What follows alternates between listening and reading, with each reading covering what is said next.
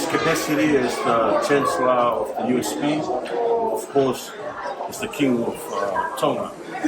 So this is what we do every time somebody at high caliber comes to our country. We have to do our traditional welcoming and also to give some time for him to give some guidance to the people, and some encouragement because of their work and their studies in Samoa. So that was the whole purpose of this. And also to show our appreciation for his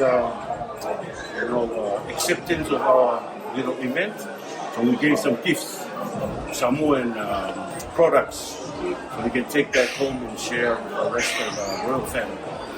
I see His Honor for the Prime Minister was also present, Yes. and he did say something. Yes, he was invited by the Prime Minister of Samoa, so he's here for the independence celebration, and also to accompany the King.